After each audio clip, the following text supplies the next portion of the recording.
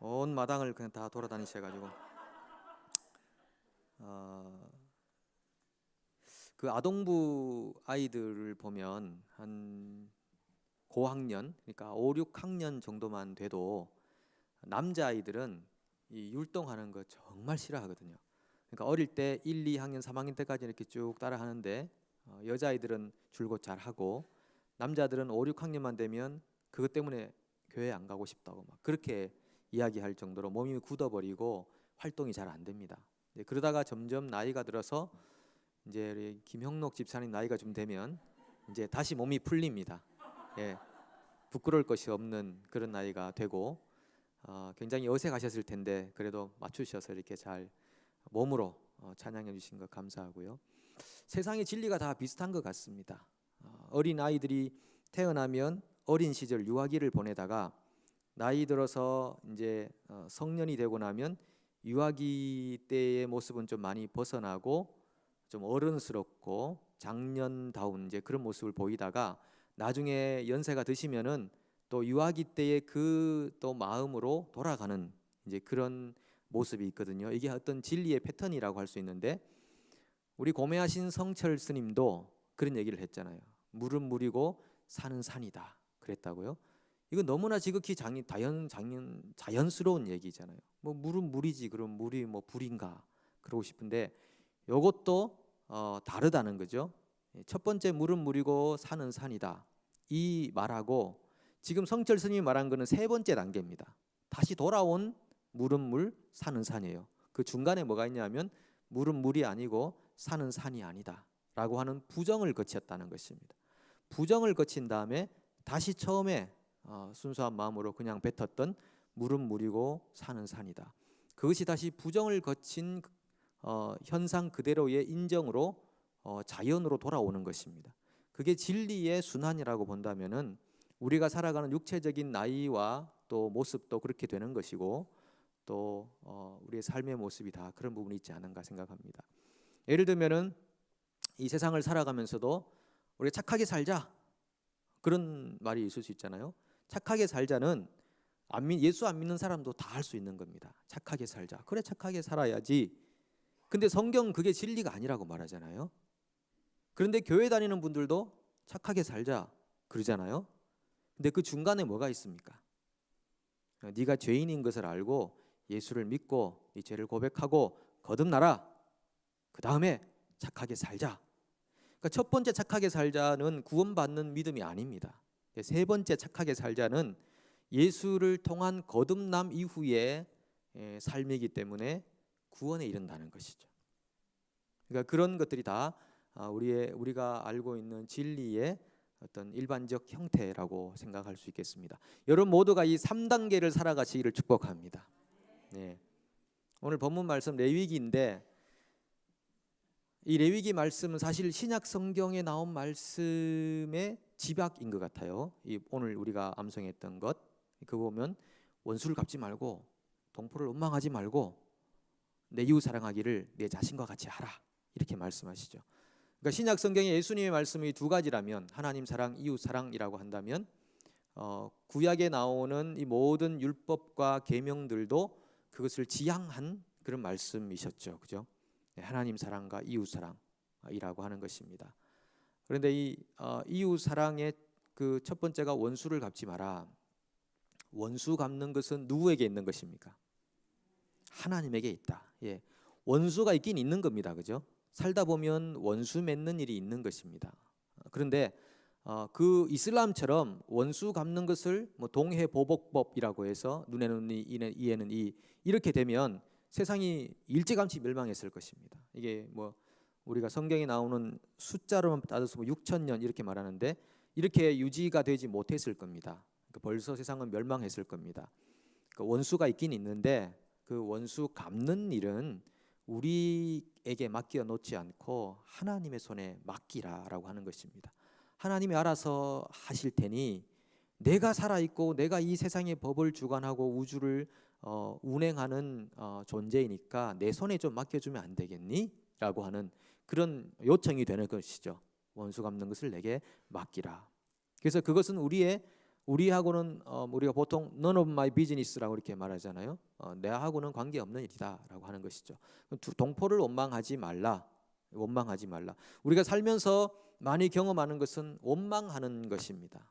근데 이스라엘이 광야 40년을 살면서 얼마나 많이 원망했습니까? 막 원망을 풀리하게 했다고 할 수 있는데, 근데 실제로 성지순례를 가본 분들은요, 원망 안 하고는 안 된다는 것입니다. 얼마나 이 척박한 땅이고 장렬하는 그 태양빛 아래에서 원망 없이 어떻게 사람이 살 수 있냐.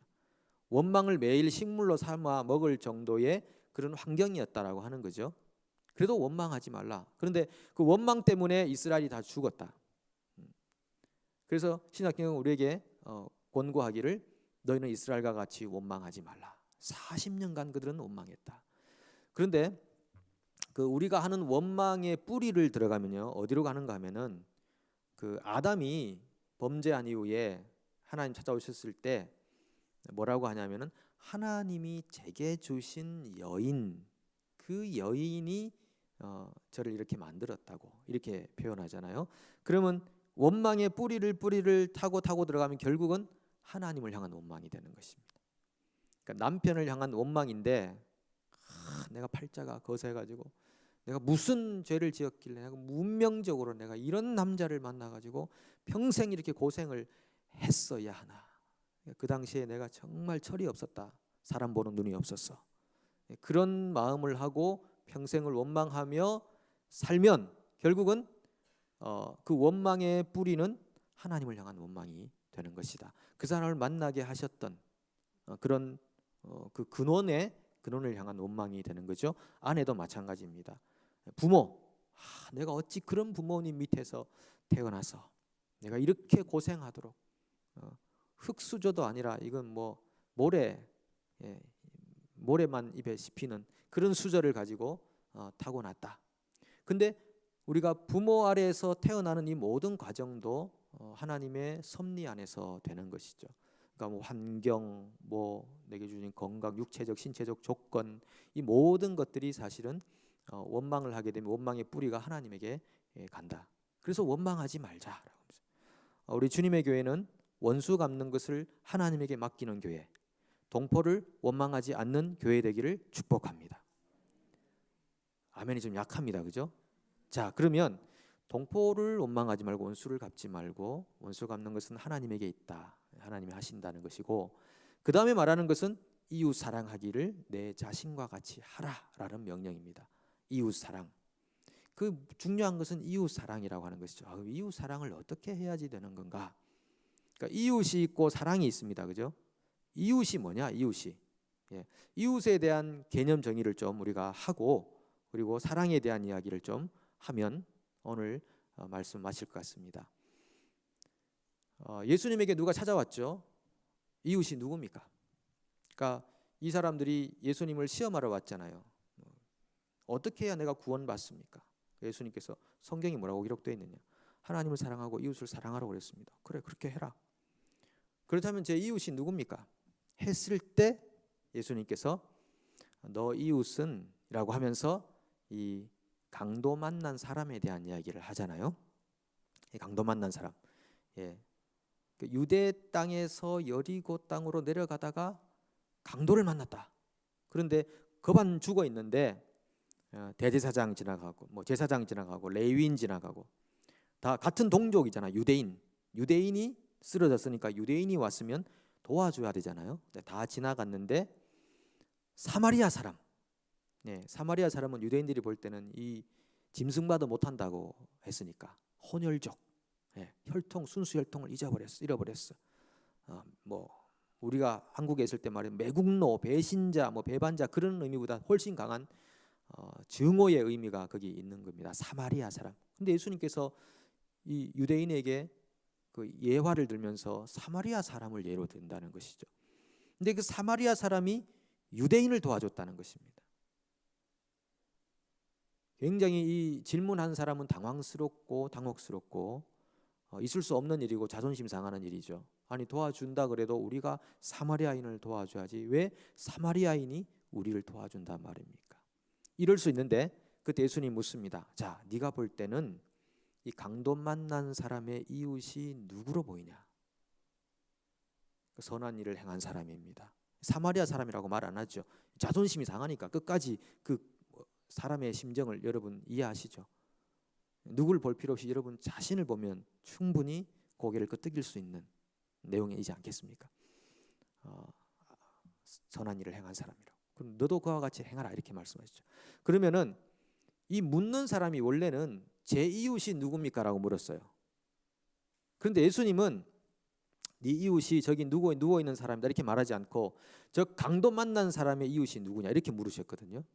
그러니까 이 전환을 시켜준 겁니다. 사고의 전환. 우리는 보통 우리가 이웃이라고 생각할 때 내 중심으로 생각하는 것입니다. 내 이웃이 누구지? 내가 도와줄 사람이 누구지? 내가 이렇게 생각하는 거죠. 그런데 예수님은 아니다. 네가 누군가의 이웃이 되어줄 수 있느냐라고 묻는 것입니다. 그러니까 지금 이 말씀은 유대인인 사람에게 하는 말씀이기 때문에 유대인들은 주로 자기 이웃의 경계를 스스로 정해놓은 것이거든요.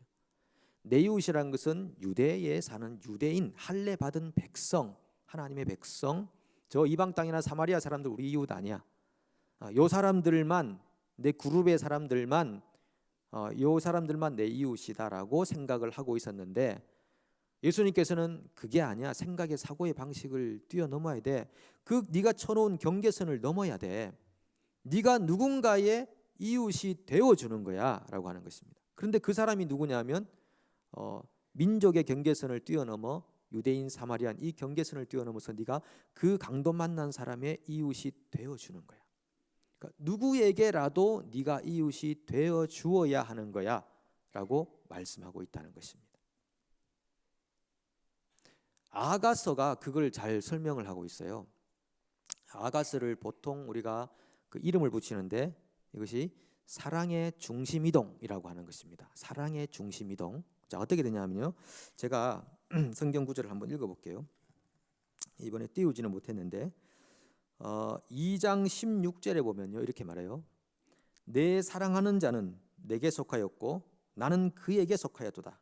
그가 백합화 가운데서 양떼를 먹이는구나. 첫 번째가 뭐냐면 My love belongs me to입니다. belongs to me입니다. 내 사랑하는 자가 내게 속했고 나는 사랑하는 자에게 속했다 이렇게 되거든요. 자, 그런데 이게 사랑이 흘러가면 어떻게 되느냐면 아가서 6장 3절에 보면요. 바뀝니다. 나는 내 사랑하는 자에게 속하였고 내 사랑하는 자는 내게 속하였으며 그가 백합화 가운데서 그 양떼를 먹이는도다.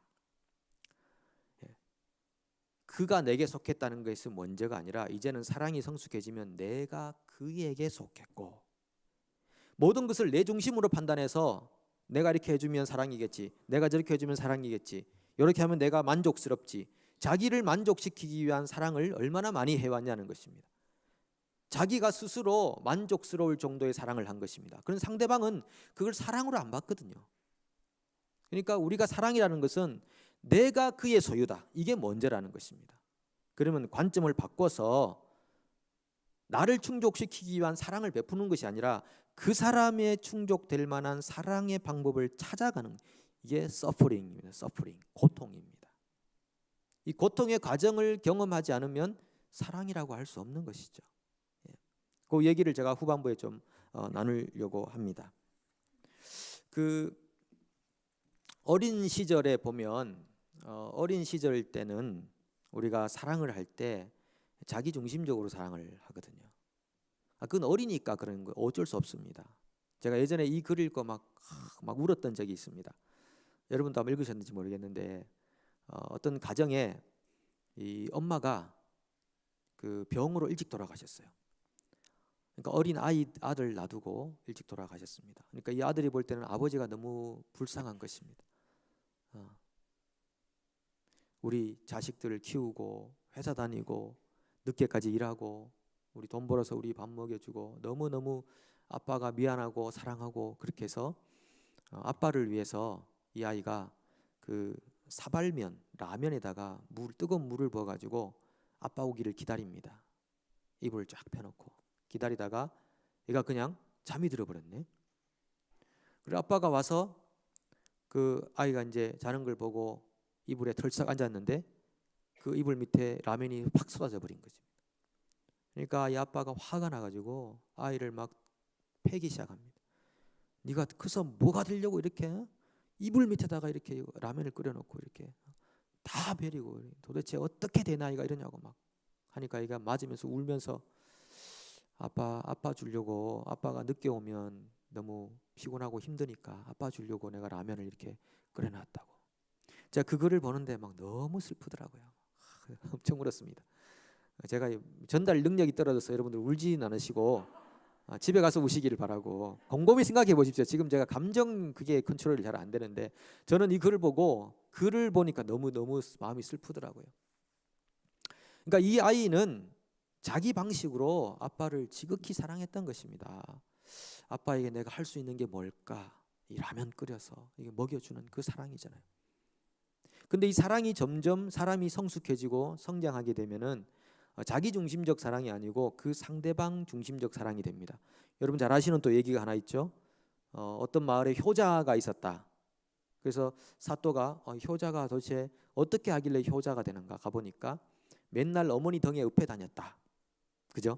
어머니 등에 맨날 업혀 다닌다. 그래서 사또가 괘씸한 말이야. 저 노모 등에 이렇게 업혀가지고 다니면서 말이야 거짓스러운 자기가 효자라고 소문내고 다녔다고 막. 그래서 알아보니까 이 어머니가 아들을 업고 다닐 때 가장 행복해야 한다는 것입니다.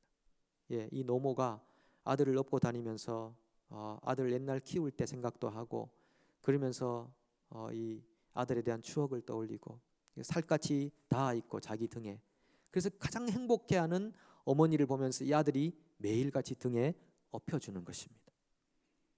혹시 부모님 만나시거든 업어달라고 그러십시오. 얼마나 좋아하시겠습니까? 용돈 좀 주십시오. 돈 드리려고만 하지 마시고 좀 달라고도 해보십시오. 얼마나 좋아하실까요? 우리 할아버지 할머니 계시는데 달라고 그러면 주실 수 있으시겠습니까? 달라고 하기 전에 주시죠. 갖다 바쳐 막 그렇게. 저기 계시네.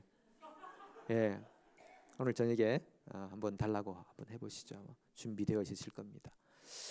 부모님, 그러니까 부모님 중심으로 생각을 해보니까 저는 그래서 예전에 어머니가 병상에 계실 때 제가 이제 신학 공부한다고 위에 올라가 있었는데 한 번씩 내려가면 어머니가 모아놓은 돈을 몇만 원씩 주시는데 제가 정말 회개했거든요. 어머니 괜찮습니다. 어머니 쓰셔야 근데 어머니가 쓸 일이 별로 없습니다. 이렇게 연로하셔가지고 좀 병도 드시고 하니까.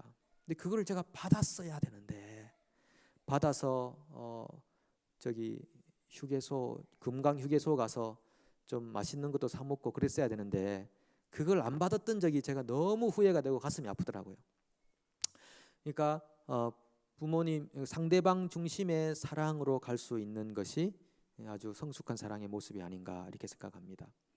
자, 그럼 이웃의 개념은 우리가 일단 경계선을 넘어서 누구든 내가 이웃이 되어줄 수 있는 그런 사람이 돼야 되고, 이 사랑이라는 것은 사랑의 중심 이동으로서 내 중심으로가 아니라 그 상대방이 정말 무엇을 원하는가를 알아야 된다는 거죠. 그렇지 않으면 학과 여우처럼 이소부화처럼 될 수밖에 없다는 것입니다.